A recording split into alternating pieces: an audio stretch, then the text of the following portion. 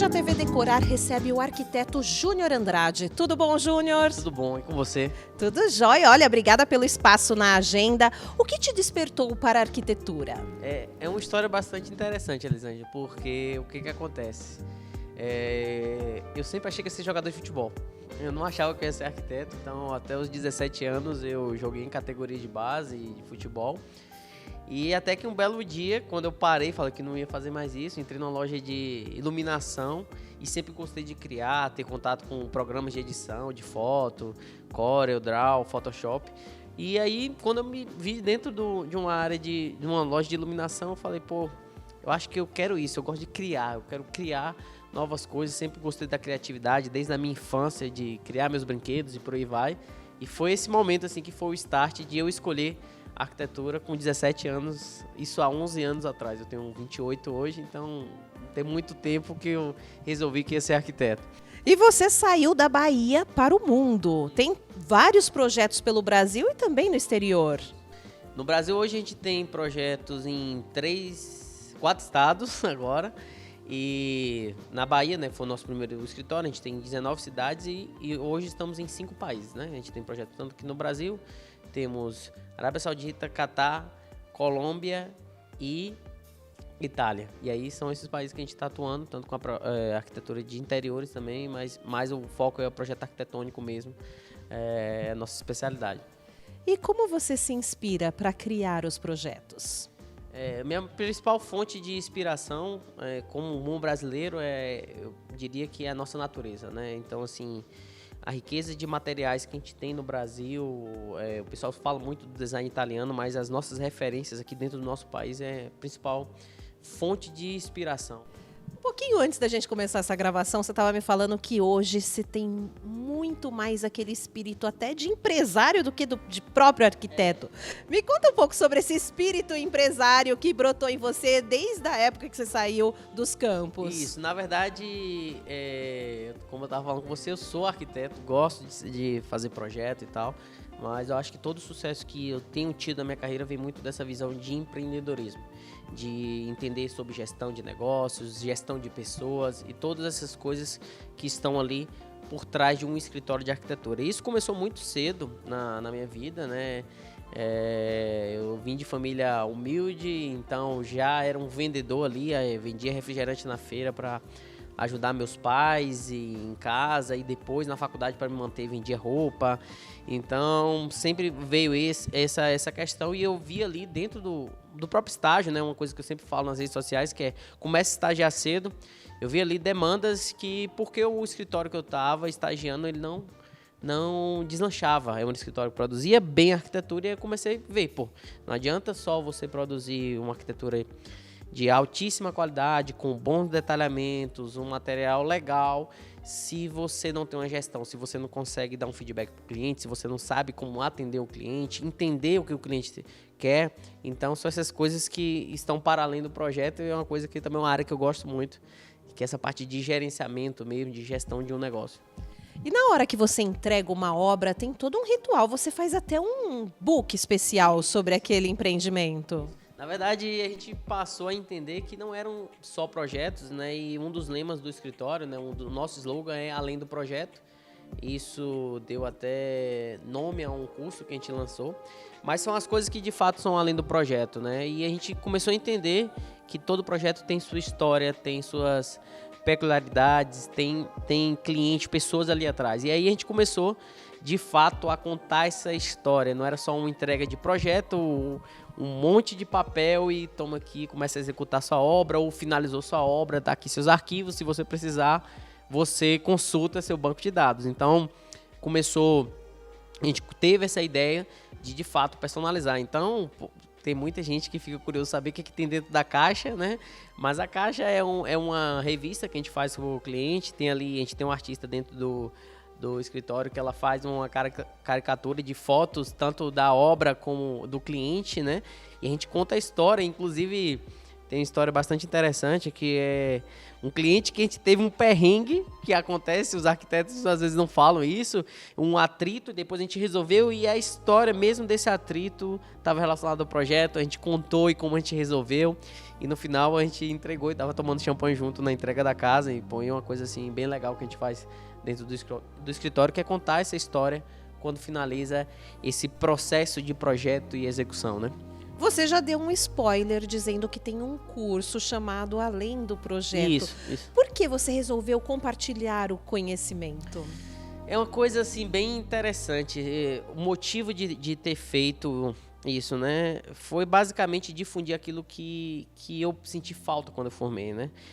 A escola, a faculdade, ela forma profissionais, mas às vezes os profissionais não têm acesso a um conhecimento que hoje eu tenho, como eu já falei, gestão, empreendedorismo, que você não abrir um escritório, não é, você passa dali, você não é mais pessoa física, você é uma pessoa jurídica, e como é que você tem essas tratativas, principalmente no nosso país, que tem um sistema muito burocrático.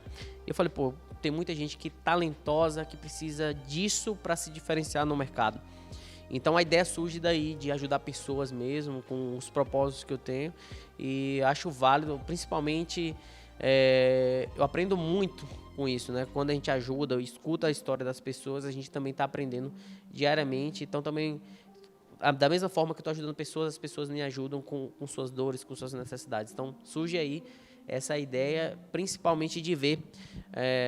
Eu tenho um contato direto com meus seguidores no Instagram, nas caixinhas, e as demandas se repetindo ali. Júnior, mas eu não estou no network, como é que eu prospecto cliente, como é que eu faço isso, como é que eu chego, e a gente servindo de fonte de inspiração para as pessoas. Eu falei, pô, chegou o momento de fato fazer uma coisa que ajude essas pessoas também a trilhar um caminho bem bonito na arquitetura, e vendo também pessoas que no meio do caminho mudava de profissão.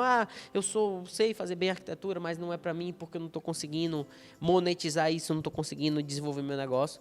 E aí surge nesse contexto aí o lançamento do curso Além do Projeto.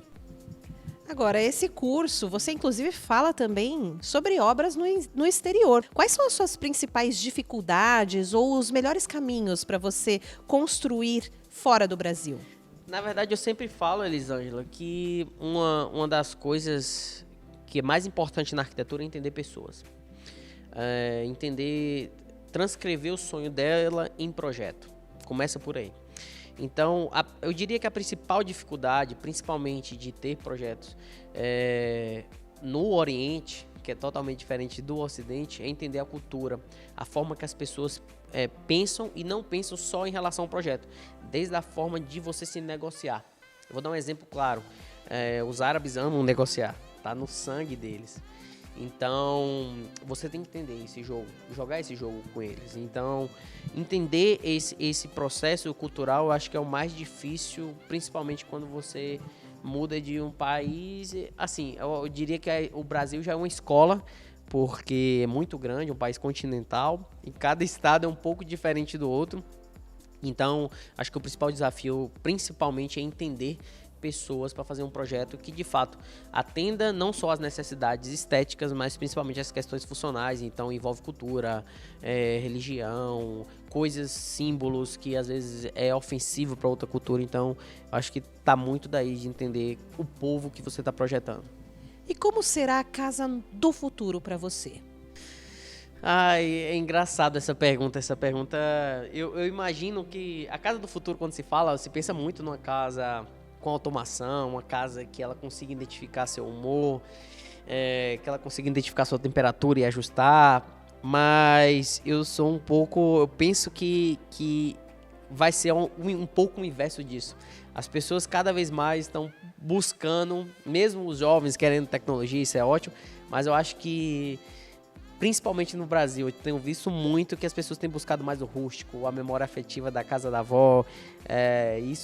Eu acho que a casa do futuro vai ter um quê de tecnologia, mas também um quê de cultura, de relembrar as suas raízes. Porque é uma coisa que eu tenho visto muito no escritório, das pessoas tentando resgatar isso, da textura do piso. Eu queria uma textura do piso como era a minha casa, ou eu quero um lugar das minhas memórias. Eu acho que vai ser uma coisa, vai ser um high-tech misturado. Júnior, até agora, O que foi mais marcante na sua carreira?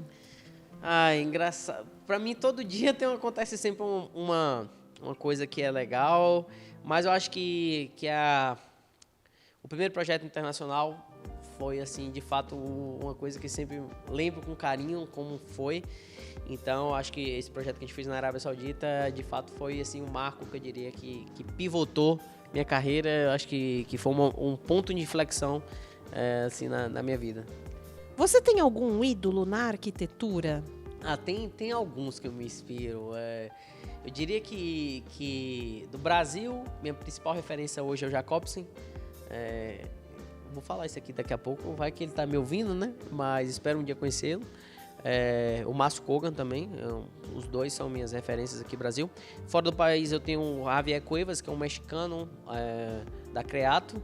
E assim, para obras maiores, o Bijak Ingles, né, o Big, que também é uma fonte de inspiração. Então, eu diria que seria essas pessoas que eu acompanho o trabalho, sei da história e eu gosto muito. Tem algum projeto que você gostaria de fazer, que você sonha, mas ainda não fez? Sim. Meu próximo, assim, um dos meus objetivos é fazer projetos de prédios, né? Prédios maiores. Já fiz alguns, mas o objetivo mesmo seria arranha-céus, né? E principalmente Dubai, eu acho que seria um projeto assim que de fato eu almejo um dia de fato fazer. Então seria esse o projeto, assim. E quais são suas expectativas para o futuro? A gente sabe que vai ter logo um arranha-céu, então, em Dubai, talvez. Mas, enfim, quais são suas expectativas? O que você planeja para o futuro?